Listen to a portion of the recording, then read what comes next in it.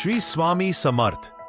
कभी कभी एक पूरी जिंदगी सिर्फ एक शब्द के इंतजार में गुजर जाती है, और जब वो शब्द निकलता है, यह कहानी है एक मूक बच्ची की जिसने कभी कुछ कहा नहीं, लेकिन स्वामी समर्थ ने सब कुछ सुन लिया। ये कहानी है मौन से आवाज तक के सफर की, स्वामी समर्थ और मूक मीरा की सच्ची कथा। महाराष्ट्र के सोलापुर जिले के एक छोटे से गांव में सावित्री नाम की एक गरीब महिला अपनी बेटी मीरा के साथ रहती थी। मीरा करीब 10 साल की थी और जन्म से मूक थी, न बोल सकती थी न कुछ कह सकती थी। गांव के लोग उसे दया से देखते थे, कुछ बच्चे उसे चिढ़ाते थे। सावित्री के लिए जिंदगी हर दिन एक संघर्ष थी।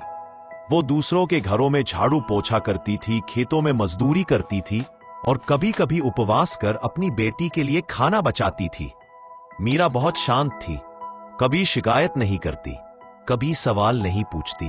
वो स्कूल जाती थी, लेकिन वहां भी कोई उसे समझने की कोशिश नहीं करता था। उसका सबसे अच्छा दोस्त था उसका स्लेट और चौक। वो उसी पर लिखकर अपनी बातें मां को बताती थी। एक शाम थकी हारी सावित्री घर लौटी। मीरा ने अपने छोटे से हाथों से रोटियां बेलने की कोशिश की थी। चूल्हा जलाने की कोशिश में उसका हाथ थोड़ा सा जल गया था। मां ने देखा तो उसकी आंखों में आंसू आ गए।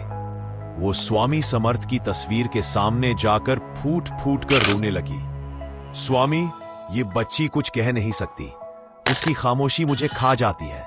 मुझे कुछ नहीं चाहिए, बस मेरी बेटी को आवाज दे दो।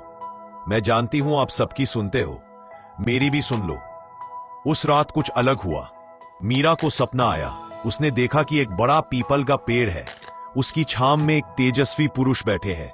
लंबी जटाएं, गेरुआ वस्त्र, गले में रुद्राक्ष की माला। वे श्री स्वामी समर्थ थे। वे मीरा की ओर देख रहे थे और मुस्कुरा रहे थे। उन्होंने धीरे से कहा, बाल, तुझा मौन शक्तियां है, डर मत, अब तू बोलेगी। सूरज की पहली किरण के साथ तुझे आवाज मिलेगी। मीरा नींद से उठ गई। उसके दिल में कुछ चल रहा था, एक आशा, एक रोशनी। उसने मां को जगाया, मगर कुछ नहीं बोली। मां ने सोचा ये वही रोज की बेचैनी होगी, लेकिन सुबह कुछ अजीब हुआ। सूरज की पहली किरण खिड़की से घर के अंदर आई। मीरा बाहर चली गई, खेतों की ओर, जहां हर रोज वो अकेले बैठा करती थी। वो पीपल का वही पेड़ था जो उसने सपने में देखा था। वो उसके पास गई और आंखें बंद करके खड़ी हो गई। और फिर अचानक उसके होठ हिले। धीरे धीरे एक आवाज निकली, बहुत महीन, बहुत कमजोर, मां। मीरा चौंक गई।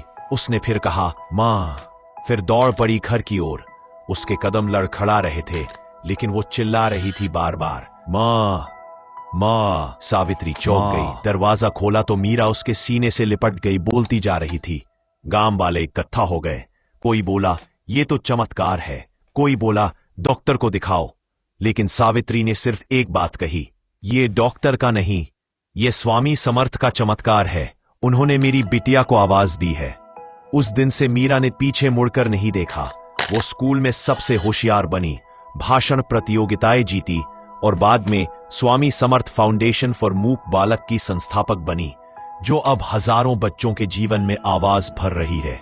स्वामी समर्थ ने सिर्फ एक बच्ची को आवाज नहीं दी, उन्होंने उसकी पूरी जिंदगी बदल दी। जब दिल से पुकार होती है तो स्वामी मौन रहकर भी उत्तर देते हैं। अगर आपके दिल ने भी ये कहानी सुनी तो लाइक जरूर करें। हर लाइक एक धन्यवाद है स्वामी के लिए। और हमारे चैनल को सब्सक्राइब करें, ताकि अगली बार जब हम स्वामी समर्थ की कृपा की बात करें तो आप सबसे पहले सुन सकें। श्री स्वामी समर्थ।